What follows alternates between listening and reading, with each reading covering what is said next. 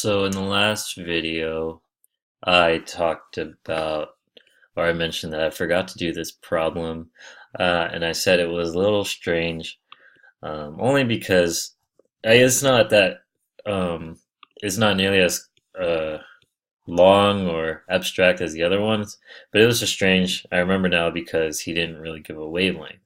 Um, but to my understanding, you're just going to use the wavelength from the previous problem, which is 605.8.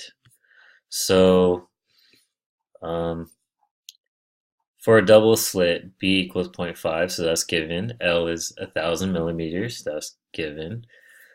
What is the separation between the second and third dark bands of a fringe pattern? So remember that a fringe is just, it just has these bands. And so it doesn't matter about second or third or fourth. It's just really looking for the difference between two fringes, right? And that's going to be delta y. So it's basically saying what is delta y here. And we're given wavelength, we're given L, and we're given B. So you plug and chug, and so remember to use the same units. You don't want to just say 605.8 times 1 or times 1,000 or something. Like make sure everything's in like meters or something. So I like to use meters. So 605.8 times 10 to the negative 9 because it was first given in nanometers. And then I convert millimeters, 1,000 millimeters to 1 meter. So that's where this 1 comes from. And then divided by not 0.5, but this divided by 1,000. So 0.0005. So hopefully you see all those conversions. I'm going kind of fast through this, so let me know if you have any questions. And then I got 1.21 millimeters. Or 1.21 times 10 to the negative 3 meters. Of course, that was my original answer because everything was in meters here. But to write a more kind of just a number that doesn't need to be in scientific notation, I got 1.21. So that's it I think that's everything in this section. Again, let me know if you guys have any questions on anything that I've talked about so far. So that leads us into anti-reflection coatings, and this is about, I think you may have heard of AR coatings, something that we can sell in addition to, or when you're selling glasses, you can sort of upsell it or promote it. And it basically is a coating that, like as the name implies, it reduces like reflection off the surface. So I'm not going to read all of this out, but there's this equation, right? Rho, the letter rho is is a measure of reflectance. And it is basically, again, when I'm looking at the new formulas, really try not to get bogged down by how long it might be or all these squareds and fractions, but just look at the variables first. What's involved? And it seems that there's only two things involved, so that I think that makes it me like ease into learning it a little easier. So I see n prime and n. There's a relationship between the two, and so n prime minus n squared over n prime plus n squared. So you just take the difference and square it, and then you add the two and square it, and you get a reflectance value. So it seems pretty, like it's not like diffraction, so it's more straightforward. So in this example, you have an air-water interface. You know that air is going to be 1 and water is 1.33. So you plug and chug.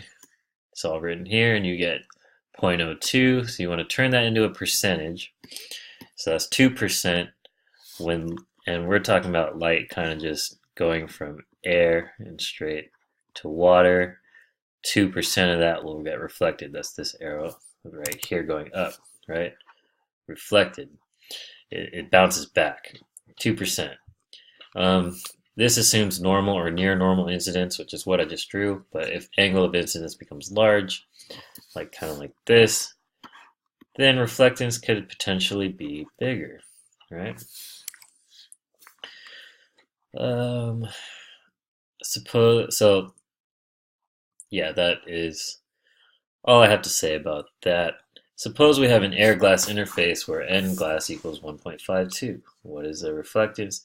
Again, it's plug and chug, so 1 minus 1.52. You square that, and then you put 1 plus 1.52, and then you square that, and you get 0.0426, which is equal to 4.26%. And so this is the answer, 4 from each surface. So if we're talking about glasses, then it's 8% in total because a glass has like 2 different lenses. The question didn't ask about total, but it's just kind of, that's what this word, this paragraph means. Okay, so what next? If about 8% of light is lost, it's clear that the problem of reflected light can become very important. This problem can, to a large extent, be overcome by coating the lens surface.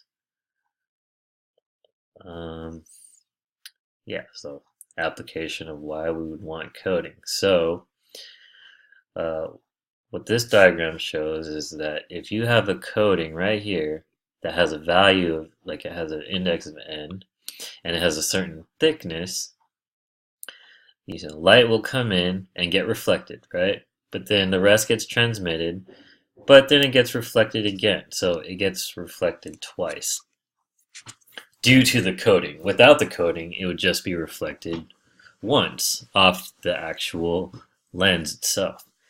And so here's the physics behind it. Why is a coating? How can a coating make something anti-reflective? So there's 2 things to consider here.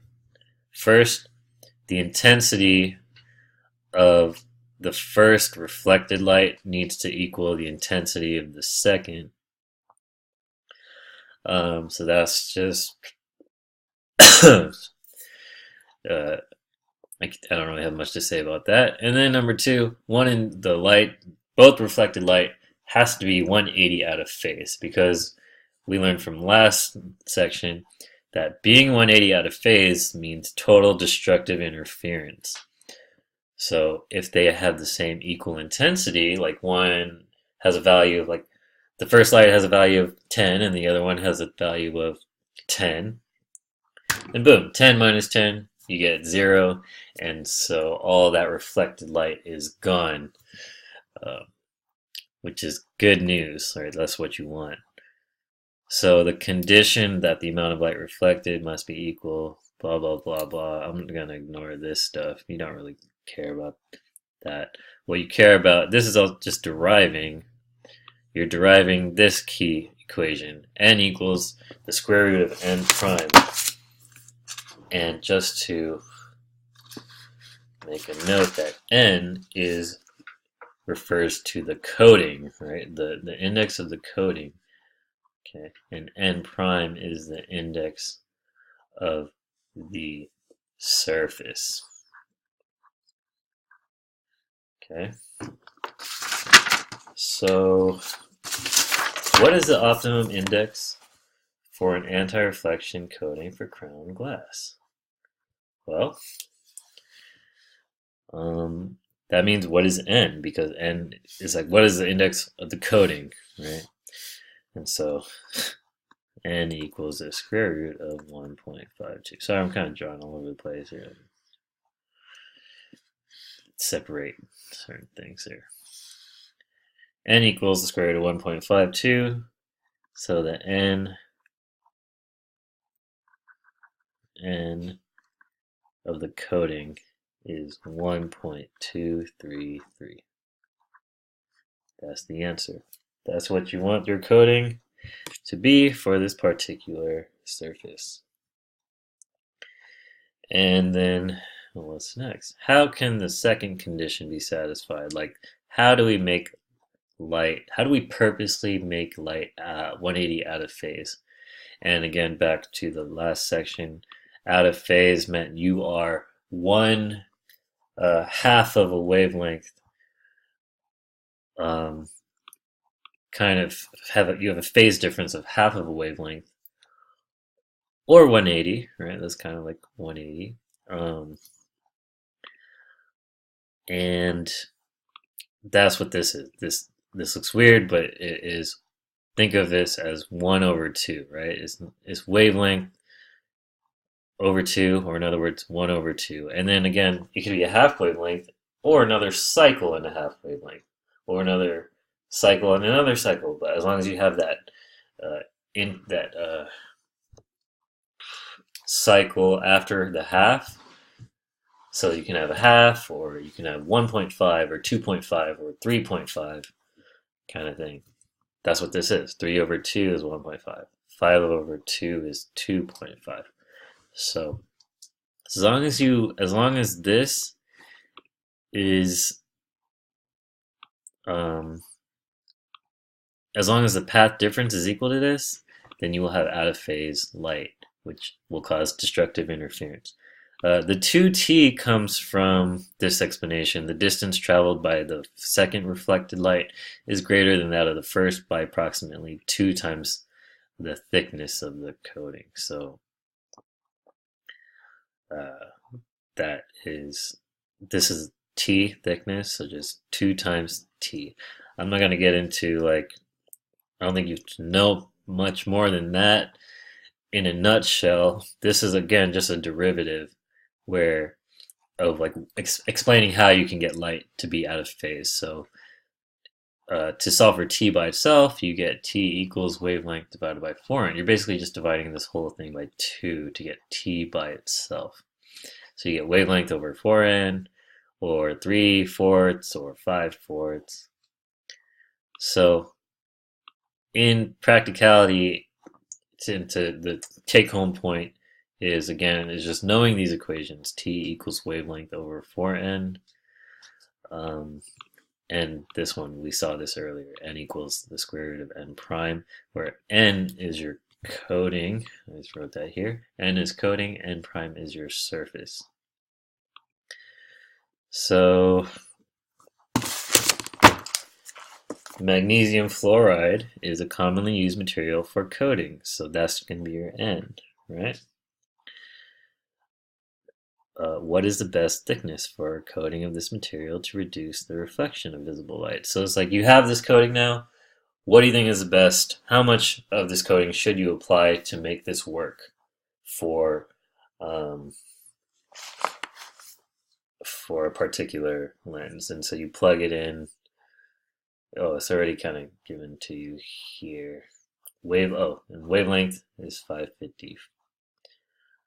The human eye is maximally sensitive to a wavelength of 555, so we're just going to use that in the problem. And you plug in chug, and you get 100.5 nanometers. And remember that this is thickness. The question asked for T thickness, so there it is. And so you notice this is a pretty small amount. Like you're not supposed to put a lot of coating on the glasses. This is a diagram to show just how powerful, just how much a single coating can reduce reflectance. So without reflectance, and without the coating, it's 4%. With the coating, it varies with wavelength of light. And like this problem said, 555 is the most effective.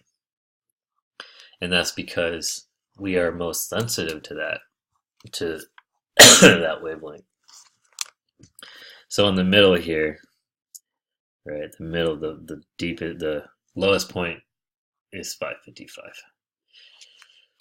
And